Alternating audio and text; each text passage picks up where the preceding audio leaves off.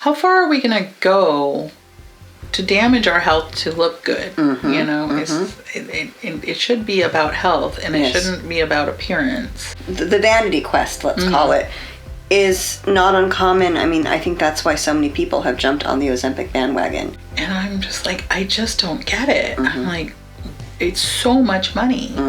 I knew that losing weight was getting harder as I got older because, like I said, I've always struggled with it. And we're middle-aged menopausal women. I mean, that's a whole other ball of wax that people don't realize.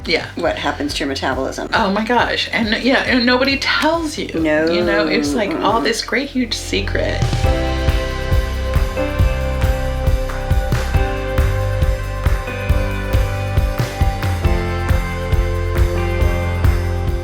Thank you so much for joining me here today. I'm here with Shannon. We will be talking about people who are close to her who have been on weight loss drugs such as Ozempic, as well as talking about her personal journey with weight loss over the course of her life. So I have this thing about the vanity thing. Yes. But I had to explain to my kid, I'm like, that was when it was for vanity. This is for health. Yes. And health is super important. Very. And so, but I'm also a really firm believer of health at every size. Because like I said, I'm a really healthy person. You know, but at this juncture, I am trying to lose weight. And after all these diets and all this time, and like I said, I know how to eat and I know what to do to lose weight. Now, mind you, it doesn't come off as fast as it used to. So I've had to get my head around, it's okay. We'll just, take it off. Going down or staying the same is better than going up. Absolutely. And we're middle-aged menopausal women. I mean, that's a whole other ball of wax that people don't realize. What happens to your metabolism. Oh my gosh. And and nobody tells you. No. It's like all this great huge secret. You know, it's like if people would have told me, and then that's the other thing, is like even when I was at my lowest weight when I was pregnant with Zan, and then I honestly, I was huge with Zan. I was huge. I had a miserable pregnancy. And after I had Zan, I was heavier, and it did take me a little bit to lose the weight, but I did lose the weight. But I was heavy when I got pregnant, so it wasn't like, but nobody told me about the hangy tummy. Like this huge, what do they call it? The maiden skirt or whatever. But anyway, nobody told me, I'd seen my mom's body, and I thought that was just because she was fat. Yeah. I mean, I'm not a huge person, but I totally have that. Yeah. And it's like, and then it was interesting because my sister-in-law had this contraption, that kind of, after she had her baby, that trying to get everything back to normal, and it's like, wow, they didn't have that when I had, because I wasn't offered that. And I don't know if it was maybe because Zan was a cesarean baby. I don't know. But anyway, nobody tells you. But even after I lost the 100 pounds and I was working out every single day, I applied for the firefight to be a firefighter, and all that stuff. I still had the hangy tummy. It wasn't going anywhere. Interesting. I've never had a child, but I have it because of menopause. Yeah. So this was way before menopause. This was when I was in my 20s. Wow. I mean, so it didn't matter. No matter how much working out or weight I lost, I still had this funky body. Nobody told me that was going to happen. My mom didn't say that's why I have the hangy tummy. It's because, I had all of y'all. Nobody talks about it. Nobody talks about it, And my mom's menopause was, she nothing. She one day I asked her for a tampon, and she's like, "Oh, I think I went through menopause." Like, oh, isn't that nice? So I thought that would be the case. It's like, oh, okay. Yeah. And now I'm finding out all these things after post-menopause that, So weight and being able to, I knew that losing weight was getting harder as I got older because, like I said, I've always struggled with this. Yeah. And I have tried. And actually, we haven't talked about this, but the amount of money that I have spent trying to lose weight, and honestly, is minimal compared to most people, But at the same time, it's a lot of money. I'd like to talk about it because it's the struggle is real. Yeah. And I'm not a wealthy person, and there have been times in my life when I've been a very poor person, and I still was spending money, and my justification was, well, it's either spending it on food or spending it on this. And it's like, I don't know about that. Yeah. So, I mean, like, even, Weight Watchers, it's a really reasonably priced thing. No big deal. Diet Center. Oh my God, the pills. The Diet Center was one of the things that I remember I had to take 27 pills a day. What? It was like vitamins or supplements or something. And that was tough.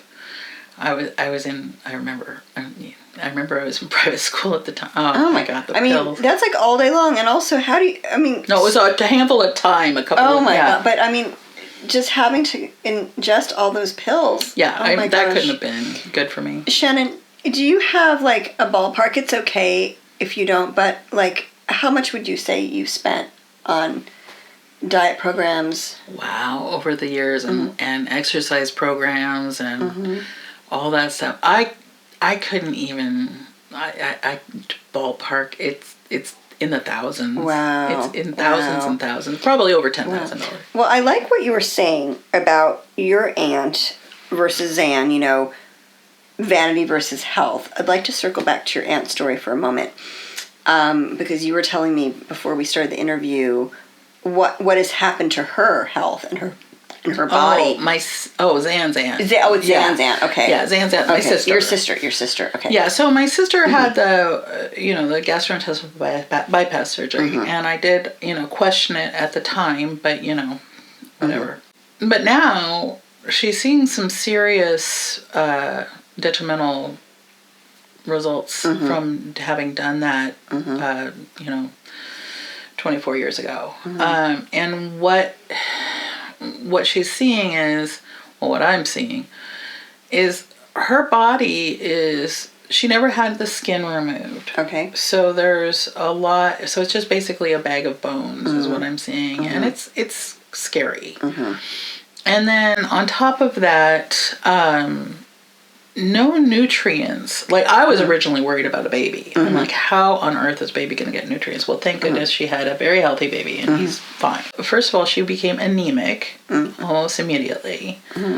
The second big thing is she did become an alcoholic. And that's because it goes right through, right to your brain. Right. The alcohol. And then, when you're a little tipsy, you just keep drinking. Because you can't self-monitor. You can't. Yeah. And so that has caused some serious issues for her. Wow. And granted, to be fair, we have a history of alcoholism in our family, so there is that. But then we learned later that is not uncommon. The other thing most recently that happened is my sister's, in her early 60s, I think she's 62, just turned 62. But when she was 61, she slipped and fell and broke her hip. Oh my. And the doctor, I was there when the doctor's like, this is a result of you having that surgery. Your bones are brittle. You basically are osteoporosis, at 60. And the healing process has taken a super long time. She had to retire early. Wow. She couldn't go back to teaching this year. There are a host of other problems that she's had. But this is the one that concerns me. There's no amount, the calcium is not getting to her. And, the doctor in the emergency room was basically saying, your primary care physician should be, talking to you about this. He should have you on. It's not enough to just take a supplement, these kind of things. So I don't see it's not going to get any better. You can't, for my sister, they don't, it's my understanding they don't do them as extreme as they did. They took out half of her intestines and made her stomach smaller and who knows what else. And that was all for vanity. And I think, her life, who's to say whether it's better or not? There have been a lot of issues. Well, thank you for sharing that because, that quest for the vanity quest, let's call it, is not uncommon. I mean, I think that's why so many people have jumped on the Ozempic bandwagon. Not because they are extremely overweight or have diabetes or have, a slew of other serious health problems. It's to look good and to look good fast. One of my partner's brother is on it. Oh. And he is perfectly normal sized. And I'm just like, I just don't get it. I'm like, it's so much money. And it's not a health issue. And my thing is like, how far are we going to go to damage our health to look good? It should be about health, and it shouldn't be about appearance. Yeah.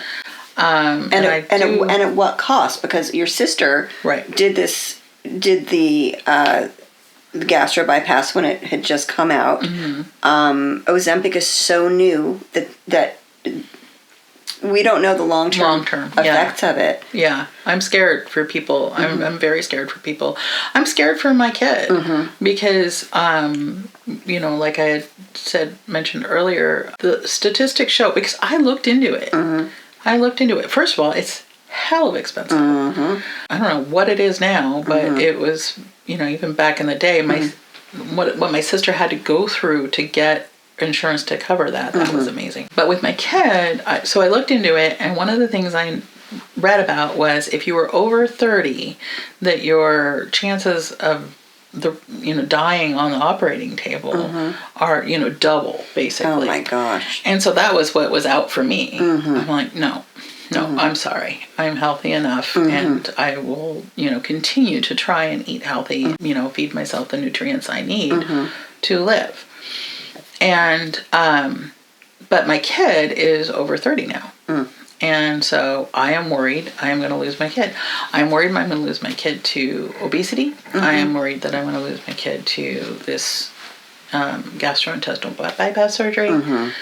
I'm worried that, a medical professional prescribed a drug to them that caused psychosis, and it was not a necessary drug. It was a pre-diabetes drug.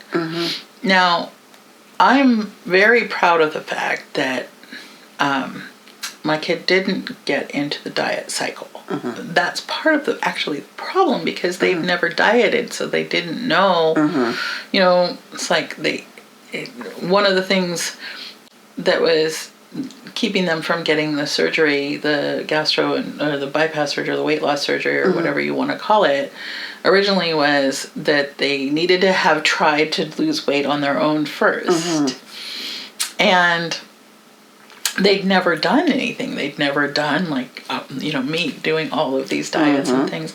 And part of that was because I would like to think is because I taught them that you're beautiful, and as long as you're healthy, health at every size. It's like, okay, as long as you're healthy. Right now, they're beautiful, but they can't walk, without, difficulty. Right, and they're in a wheelchair, right? They are in a wheelchair most of the time. I mean, they can get up and move short distances within their home, but yeah, when they leave, they're in a wheelchair. And so, and it's hard as a parent to watch, but at the same time, I remember being very careful. A friend of mine gave me a book, and here's another thing. Very well-meaning friends, I have a friend who's a nurse, and I remember when Zan was little, my friend gave me a book that said, raising healthy kids so they won't be diet-addicted adults. And I thought about this, and I thought, I guess I wouldn't consider myself diet-addicted, but at the same time, I didn't want my kid to have to be in this cycle. I really didn't want, my prayer when I was pregnant was not to have a healthy child. My prayer was that they would not have the weight problems I have and not have my effed up feet. So, 1 out of, anyway, so that's, they didn't have, they were fine with being curvy. And they were healthy until some doctor said, you need to be on this pre-diabetes medicine. The doctor didn't say, we need you to see a nutritionist. Which is what happened to me. When I was diagnosed in January of 2023 with pre-diabetes, which came about from a blood draw that was to check my liver function for something else, we found out I was pre-diabetic. But I had a Zoom with my doctor and I said, I want to turn it around. And he referred me to a nutritionist. Yeah. No, as far as I know, they did not say, okay, Zan, it looks like you're pre-diabetic, or you might be pre-diabetic, because it's my understanding that they weren't even diagnosed as pre-diabetic. Maybe we can put you in touch with a nutritionist, put you on a healthy eating plan. No, they said, here's a drug, pre-diabetes drug, that was not. It's a, I mean, be proactive.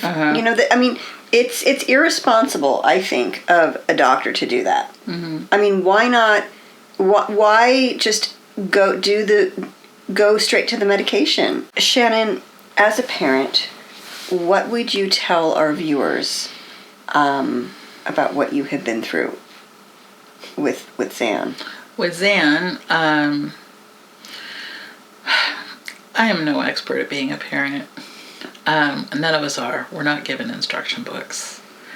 I think that we need to be proactive and, unfortunately, and creative about our health. And one of the things that my mom did teach me was nobody knows your body better than you.